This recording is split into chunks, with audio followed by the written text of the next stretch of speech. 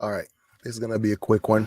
I'm not staying for long, um, because my truck's being loaded right now, and I figured out if I probably wait later on, I'll probably just I got other things to do. But anyway, so hopefully everybody's doing all right. Now, Nick Sandman. I'm not really sure if you guys actually remember this kid from the Covington, um, from the Covington school. So that was like I think that was like way back in January, or if not late last year. So this kid, he was in a field trip, minding his own business and all that stuff. And then there was an altercation that started happening with some Hebrew Israelite, as well as there was this Native American guy who was started to beat the drum in front of him and all that stuff, right? And he was just like sitting there smirking, all that stuff. But anyway, so the media, they jump on this kid because he's wearing a mega hat and all that stuff. And the story was he was pretty much being the aggressor, but in reality, it was the Indian dude that actually approached him, and he was the one confronting the kid. So but obviously, when it comes to the mainstream media, you have to take everything with a grain of salt. So therefore, they smeared the kid, and he was doxxed, all that stuff, right? The people were going in, into his house, smear. It's pretty much the thing that they're doing right now, but 10 times. But it wasn't as intent. He wasn't as harsh as they're going right now, as hard.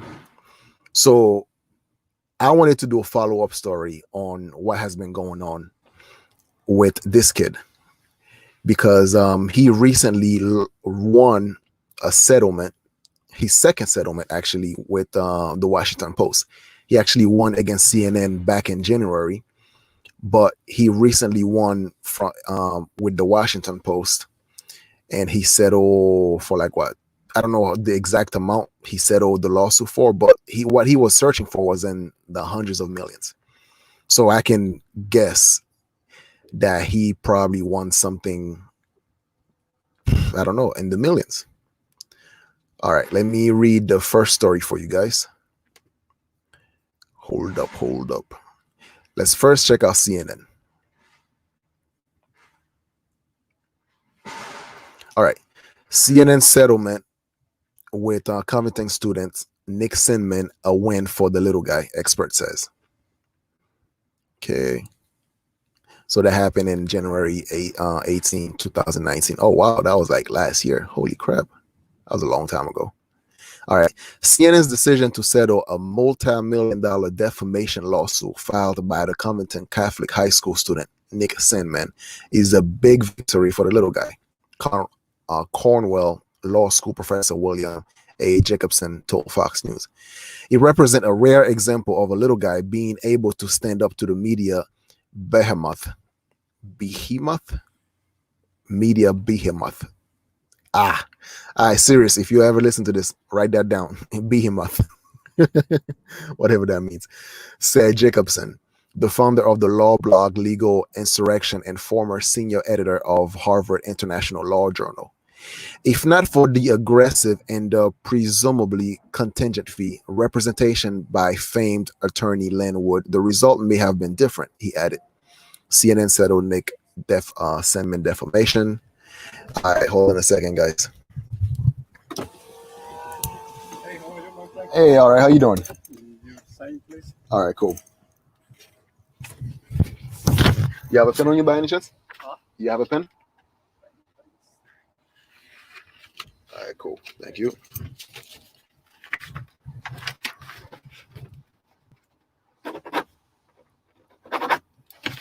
There you go.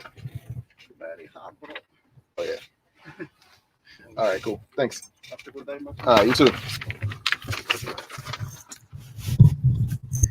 Seems like they've done loading me up already.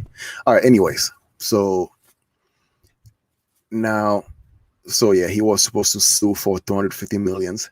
So he won that. And then he recently won against the Washington Post, which is let's see. So now with the Washington Post settled $250 million suit with Covington teen Nick Sandman. So why am I showing you this?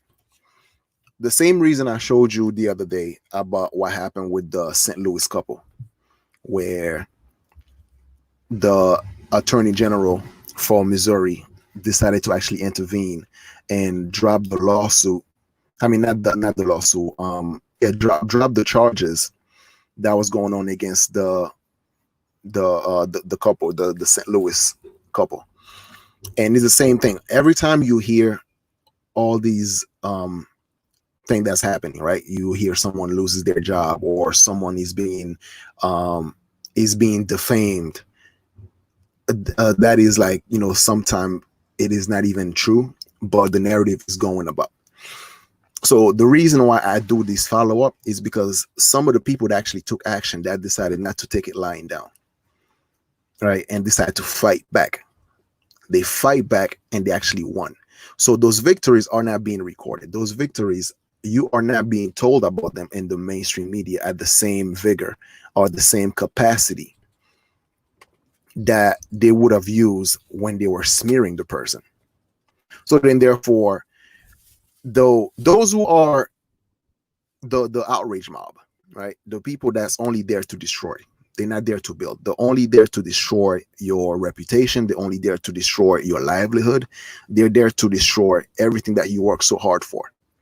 So therefore, once they destroy once they think they destroy whatever they think you have, and then they just move on. They moved on to the next person so they can destroy. They move on to the next thing to be outraged about. They don't care about what happened to you next. So these videos, it's not for them. I'm not making these videos for them. I'm making these videos for you. You are, you the YouTube guy. You the one that want to be able to speak your mind, that can even say anything on social media because out of fear that your life might be ruined. So I'm doing this for you to let you guys know that there are light at the end of the tunnel. So what happened if, let's say, you got fired because of your opinion, right? What can you do? You feel like, oh no, I'm going to feed my family and all that stuff. No, dude. You can actually sue your company for wrongful termination. You can do all that stuff. So, and also the question is, would you really want to work for a company that is like that can easily be persuaded by someone else's opinion of you? If you working your ass off, right, on a company, and then you got fired, not because you really said anything that was racist or that was actually sexist or homophobic, whatever, right? And you did not violate any company policy. You did all that shit on your own free time, and the company fired you anyway. You can sue them. You can actually take them to court, and they will settle most likely. So therefore, the fear that you have for expressing yourself, you need to get that out of your system, because that's how the mob operates. They want to convince everyone that you have no other choice but to take it lying down.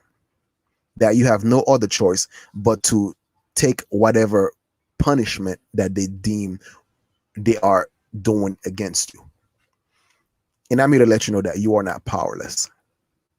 You are not. Exposing the manosphere. Hey, dude, I'm making a second channel later tonight. People flagging my latest video within 15 minutes, and I lost the appeal. Oh man, listen, dude. See, this is exactly what I'm talking about. What's going on? Expose the manosphere. Yeah, listen. Keep doing what you're doing, because to them, they feel empowered whenever they're able to shut someone down. That's exactly why they do it. They feel empowered. They have this illusion of power. Like, yeah, I was able to destroy someone's life, someone's work. No, screw them. Screw them. Like, it is your passion. It is your channel. It is your opinion. They have every right to talk about their opinion, just like you have every right to talk about your opinion. or whether it's a criticism of what they stand for, because this is what a public platform is about. So therefore, yeah, man, go for it. Let me know what the channel's about. I'm gonna subscribe to it, all that good stuff. And then yeah. And by the way, exposing the manosphere, he does satire, with he does a lot of good satire and all that stuff. And his channel is pretty funny, man. So once he have his new channel, hopefully he actually post his channel on my comment section, and then I would actually advertise it. So anyway, now going back to what I was saying, right? A lot of people that are there to destroy don't know how to build. They don't know how to build, and they try to control other people's action because they have no control over themselves.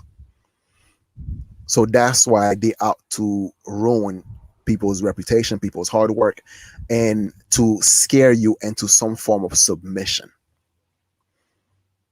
So just like this kid right here, the Covington kid, he was able to actually, after all the harassment and all this stuff, the mob going after him, he was able to stand his ground. Him and his parents, they fought that off, and they got rewarded for it.